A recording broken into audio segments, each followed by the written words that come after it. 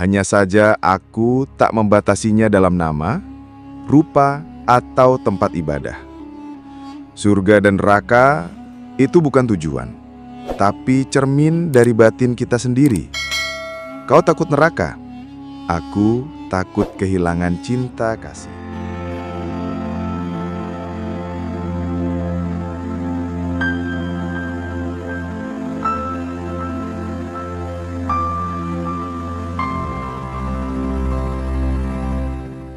Assalamualaikum warahmatullahi wabarakatuh. Qala al-musannif rahimahullah, ilahyanta maksudi waridhaka matlubi, iktini muhibbataka wasilhataka wa ma'rifataka, la hawla wa la quwwata illa billahil aliyyil azim.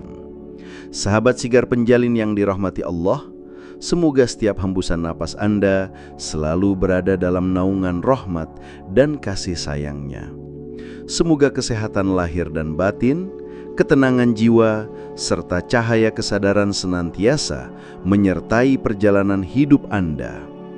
Hidup ini adalah titian menuju ridha Allah Subhanahu wa Ta'ala. Maka marilah kita menundukkan hati, menyucikan niat, dan melangkah dengan penuh keikhlasan mengikuti kehendaknya yang bersemayam di relung batin kita. Di jalan ini, iman menjadi lentera yang menerangi, keikhlasan menjadi bekal yang menguatkan, dan kesabaran menjadi sahabat yang setia. Bersama, kita tempuh jalan kebenaran dengan tekad yang teguh menuju cinta dan ridha ilahi. Untuk memulai kajian hakikat kesempatan ini, marilah kita mulai dengan zikir napas Allahu. Mari mendengarkan Bismillahirrahmanirrahim. Perdebatan di antara dua dunia, spiritualis dan religius. Di sebuah ruangan sunyi yang diterangi cahaya remang-remang, dua sosok duduk berhadapan. Seorang spiritualis tua, berjubah lusuh namun bermata teduh, duduk bersila dengan tenang. Di depannya, seorang tokoh religius, rapi dalam balutan pakaian agamanya, menggenggam kitab suci di tangannya. Religius. Tanpa Tuhan, manusia sesat. Tanpa surga dan neraka, apa yang membimbing moral manusia? Kau seperti berjalan tanpa peta, menuju kehampaan. Spiritualis.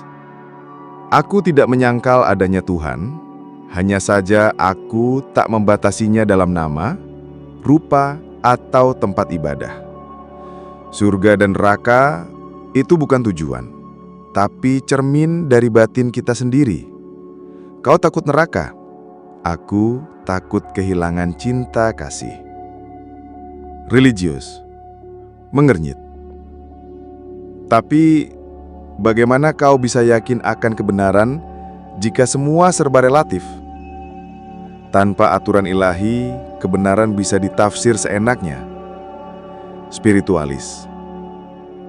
Mendengarkan langsung suaranya dalam sunyi, kadang Tuhan tak berbicara lewat kitab, tapi lewat dedaunan yang gugur, tangis seorang anak, atau bahkan keheningan. Religius. Bersemangat. Itu berbahaya. Menyamaratakan segalanya bisa membuat manusia menuhankan dirinya sendiri. Spiritualis. Mengangguk pelan. Mungkin, tapi lebih baik mencarinya dalam keraguan tulus daripada menyembahnya karena ketakutan buta. Mereka terdiam, bukan karena sepakat, tapi karena saling sadar kebenaran mereka lahir dari pengalaman berbeda. Di luar ruangan, angin malam berhembus pelan. Mungkin Tuhan sedang mendengarkan, tersenyum dalam keheningan. Angin malam mulai masuk lewat celah jendela. Lilin kecil di sudut meja bergetar. Suasana semakin hening, namun perdebatan belum selesai. Religius menatap tajam. Jika semua orang berpikir seperti kamu, ibadah akan ditinggalkan. Tak ada lagi sholat, tak ada lagi puasa, Tak ada lagi pengorbanan. Kau menghapus syariat demi kebebasan batin.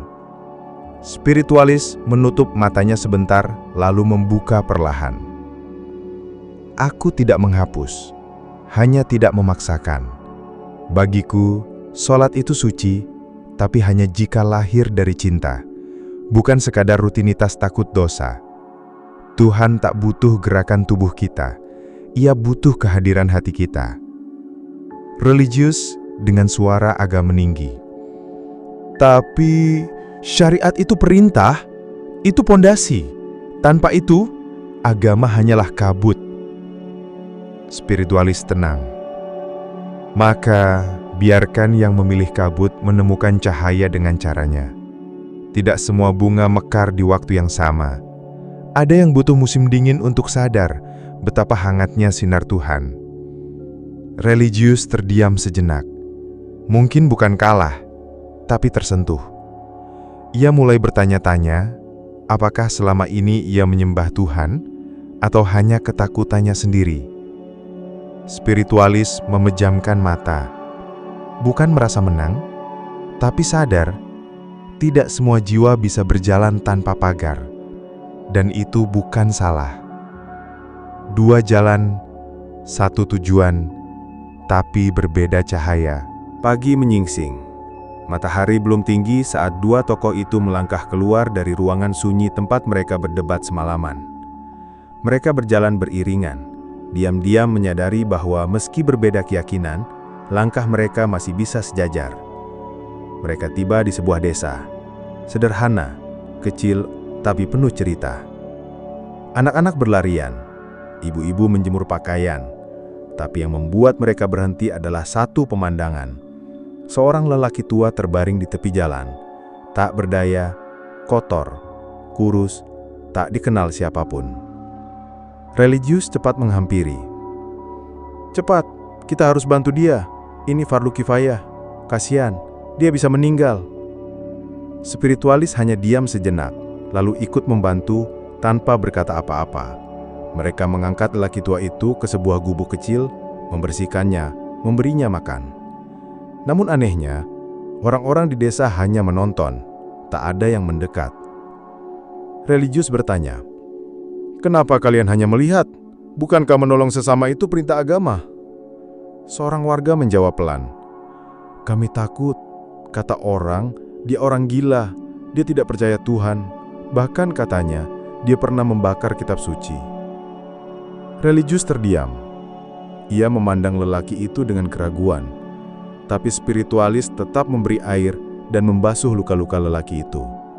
Dengan lembut, ia berkata, "Terkadang yang menolak Tuhan adalah mereka yang paling kecewa oleh manusia yang mengaku membawa namanya." Religius tak membalas. Hatinya berkecamuk. Di satu sisi, ia percaya pada hukum Tuhan. Di sisi lain, hatinya tak bisa menolak belas kasih yang dia saksikan. Sore hari, lelaki tua itu terbangun. Dengan suara parau, ia berbisik, "Aku tidak tahu siapa Tuhan kalian, tapi kalau Tuhan itu seperti kalian hari ini, mungkin aku akan percaya lagi." Sunyi, tapi sunyi yang menyentuh. Spiritualis tersenyum kecil. Religius meneteskan air mata. Bukan karena kalah dalam perdebatan, tapi karena menang dalam ujian yang tak tertulis di kitab manapun. Malam kembali datang. Desa mulai sunyi. Lelaki tua yang mereka tolong telah tertidur pulas. Wajahnya lebih tenang dari sebelumnya. Di luar gubuk kecil itu, spiritualis dan religius kembali duduk berdampingan. Tak lagi untuk berdebat, kali ini untuk merenung. Religius lirih. "Hari ini, aku melihat sesuatu yang tak pernah aku temukan dalam banyak ceramah dan kitab." Spiritualis menoleh, namun tak menyela. Religius melanjutkan, "Aku sibuk memikirkan benar dan salah, surga dan neraka. Sampai aku lupa, Tuhan pertama-tama adalah cinta. Dan cinta tak pernah menanyakan siapa duluan benar." Spiritualis pelan, "Kebenaran itu seperti cahaya matahari. Kau bisa melihatnya dari jendela masjid, dari balik hutan, bahkan dari lubang kecil di tembok penjara. Ia tidak memaksa, hanya hadir. Tapi manusia kadang menutup mata. Religius menunduk. Mungkin aku terlalu takut akan murka Tuhan, sampai lupa merasakan wajahnya yang maha pengasih. Spiritualis tersenyum lembut.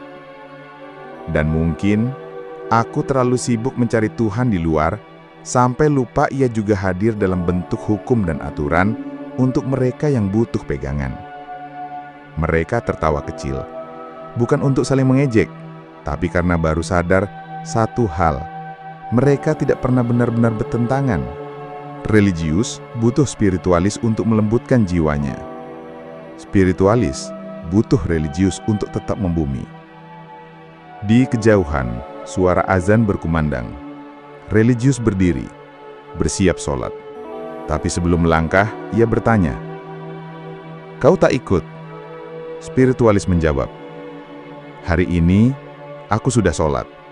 Saat membersihkan luka orang yang dibuang." Tak ada amarah, tak ada perdebatan lagi. Keduanya menatap langit malam yang tenang. Di atas sana, mungkin Tuhan sedang tersenyum. Bukan karena mereka sepakat, tapi karena keduanya akhirnya saling memahami.